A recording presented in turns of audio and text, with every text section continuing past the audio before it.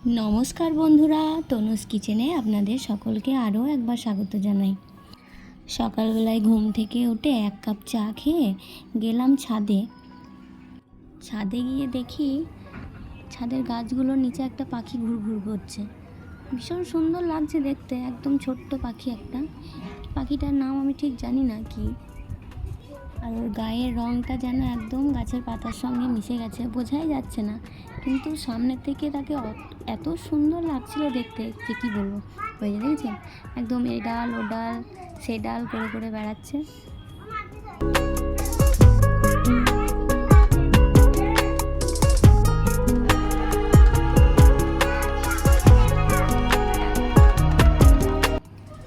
এই যে এবার দেখুন লেবু গাছটার মধ্যে গিয়ে ঢুকেছে, দেখাই যাচ্ছে না, একদম মিশে গেছে, একদম ছোট্ট পাখিটা।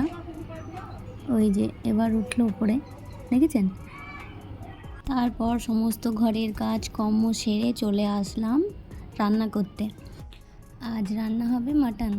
মাটন খেতে আমি ভীষণ ভালোবাসি, তো তাই প্রথমে আমি আলুটাকে ভেজে নিলাম। আলুর পরিমাণটা একটু বেশিই দিই, কেন কি আমাদের বাড়িতে এত আলু খেতে ভালোবাসে সবাই, আমি আগেও বলেছি আপনাদের। তারপর দিয়ে দিলাম গোটা গরম মশলা ফোড়ন, ওখানে আমি দিয়েছি দারচিনি, লবঙ্গ, এলাচ। তারপরে দিয়ে দিলাম এখানে মিডিয়াম সাইজের 5 থেকে 6টা আমি পেঁয়াজ নিয়েছিলাম। পেঁয়াজটা কেটে কুচি কুচি করে দিয়ে দিলাম।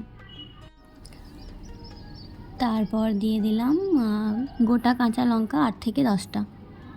লঙ্কাগুলো একদম ছোট্ট ছোট্ট, কিন্তু ভীষণ ঝাল।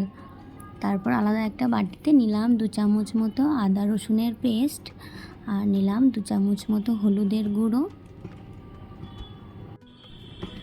তারপরে নিলাম 1 চামচ মতো জিরে গুঁড়ো। তারপর দিয়ে দিলাম ছোটো চামচে 2 চামচ লঙ্কার গুঁড়ো। এখানে কালারের জন্য একটুখানি দিয়েছি কাশ্মীরি লঙ্কার গুঁড়ো। এটা গুঁড়ো লঙ্কা খুব একটা ব্যবহার করি না। আর তারপর দিয়ে দিলাম 1 চামচ মতো ধনে গুঁড়ো। এই যে জিরে ধনে গুঁড়োগুলো দেখছেন, এগুলো কিন্তু বাড়িতেই পেস্ট করা। আমি মিক্সিতে ফার্স্টে রোদে শুকিয়ে মিক্সিতে আমি গুঁড়ো করে নিই। তারপর সামান্য একটু জল দিয়ে মশলাটাকে গুলিয়ে রেখে দেবো কিছুক্ষণের জন্য। এদিকে আমার পেঁয়াজটা একদম ভাজা হয়ে গেছে, লাল লাল করে ভেজে নিয়েছি পেঁয়াজটা। এবার আমি দিয়ে দেবো যে বাটিতে যে মশলাটা করে রেখেছিলাম, সেই পেস্টটা আমি এখানে দিয়ে দেব। তারপর বাটিতে আরেকটু জল নিয়ে যে মশলাটা লেগেছিলো সেটাও দিয়ে দিলাম। এবার ভালো করে মশলাটাকে আমি কষিয়ে নেব। মিনিট 5-10 আমি মশলাটা এভাবে কষে নেব। তারপর আমি দিয়ে দেব একটা গোটা টমেটো।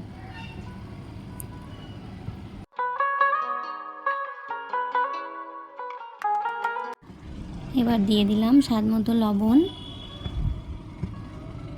তারপর আরও কিছুক্ষণ কষিয়ে নেব, টমেটোটা যতক্ষণ না পর্যন্ত গলে যাচ্ছে।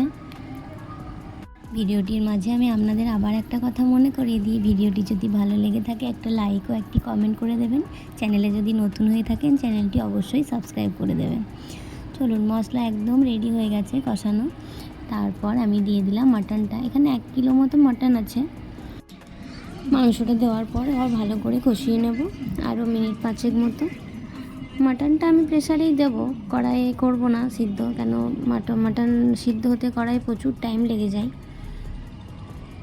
এবার ঢাকা দিয়ে দিলাম। আর এদিকে চলুন একটু গরম জল করে নিই। রান্নায় আমি সবসময় গরম জলটাই ব্যবহার করি, ঠান্ডা জল খুব কমই দিই, বিশেষ করে মাংস রান্নার ক্ষেত্রে। এদিকে একটা কেটলিতে আমি জলটা গরম করতে বসিয়ে দিলাম, আর ওদিকে মাটনটা কষানো হোক।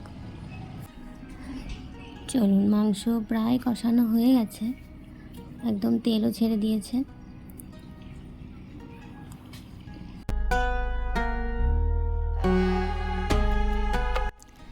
এবার আমি প্রেসার কুকারের মধ্যে দিয়ে দেবো মাংসটা।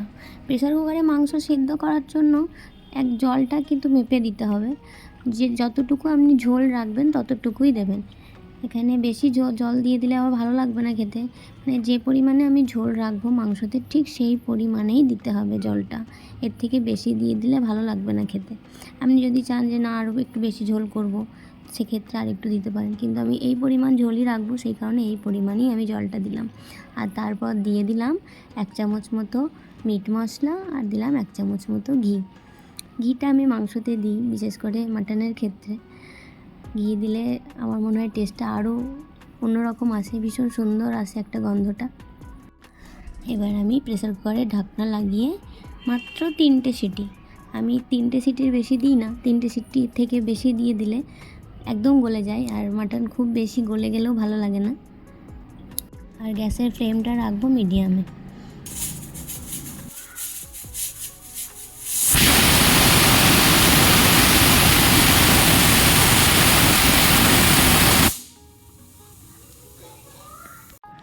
মাটন আমার একদম রেডি হয়ে গেছে, এই যে দেখুন।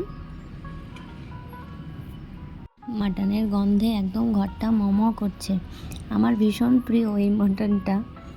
ভিডিওটি কেমন লাগলো অবশ্যই আমাকে জানাবেন কিন্তু।